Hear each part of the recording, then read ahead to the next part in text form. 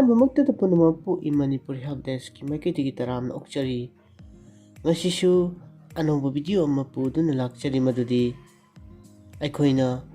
ꯑꯣꯟꯂꯥꯏꯟꯗ ꯃꯇꯧ ꯀꯔꯝꯅ ꯔꯦꯁꯟ ꯀꯥꯔꯗꯁꯤ EKYC ꯇꯧꯒꯅꯤ ꯍꯥꯏꯕꯗꯨꯒꯤ ꯁ꯭ꯇꯦꯞ ꯕꯥꯏ ꯁ꯭ꯇꯦꯞ ꯎꯠꯄ ꯚꯤꯗꯤꯑꯣ ꯑꯣꯏꯗꯣꯏꯅꯤ ꯑꯗꯨꯅ ꯃꯌꯥꯝ ꯄꯨꯟꯅ ꯃꯤꯠꯌꯦꯡ ꯇꯥꯃꯤꯟꯅꯔꯁꯤ ꯑꯍꯥꯟꯕꯗ ꯑꯩꯈꯣꯏ ꯏꯁꯥꯒꯤ ꯐꯣꯟꯗ ꯌꯥꯎꯕ play store Google Play Store da laasi silai ko si changa ba matung da aikoina ihana na tawdaw si kaino habada application ani khak changani ba ahan bada kai application no haragadi Aadhaar Face RD na Aadhaar Face RD na app ma yarangani masi han install tawsanbiro malai ko si app se install tawsanbiro aiki nadi hana already install tawra yarabanina sumaina laire si install tawsanbiro si install tawba matungda next ki app sina karamano haragadi mera EKYC haiba app se to sumaina lairani hanbada tholaiba app sineba sigi app sisu install tawsanbiro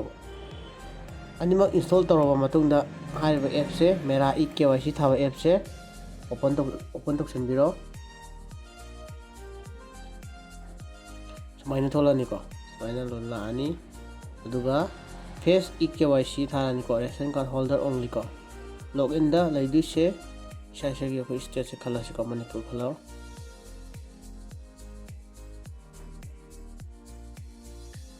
mathangda select home state si jo dum Manipur khanbiro si khala matungda process thabje nambiro ko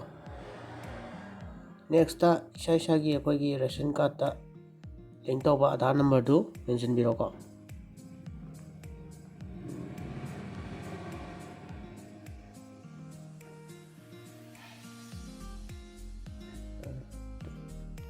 si mela matungda koigi generate OTP thawjin nambiro sinama matungda koigi Aadhaar ga link oiba mobile number da okay OTP la maneba adugi OTP do mention doineba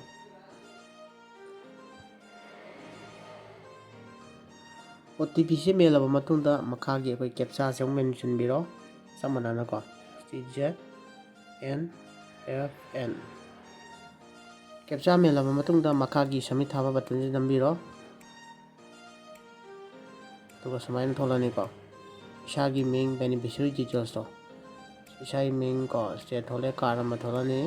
isi tholani ko EKYC leng lere ko Aadhaar number EKYC status yes thole si je yes thola gasu makhada yes EKYC thaba je se nambiro ko nama matungda accept thaba je nambiro aduga sona kani ngasa akoina Aadhaar ki face adi na app am install tawgido adugi app ta la matungda sumaina la ani process aduga sumaina EKYC tawgiro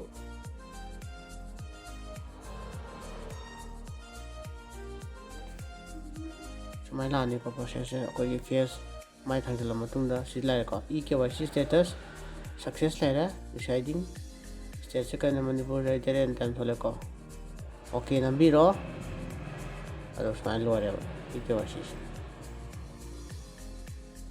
asum tawda aikoina ration card EKYC se tawgani adudi ngasigidi video matang swaida tension jarage mathangi video da asigumlaba kana raba video podana laksage aduna video asi nungabiragadi like comment amadi channel asida nongna changpo eragadi subscribe tawsinbiramu adom gi support na ai video matang semma ngamba oijagadoribani aduna support tawba lepiganu haijari punamakku thagachari mathangi video da mo thengnarasi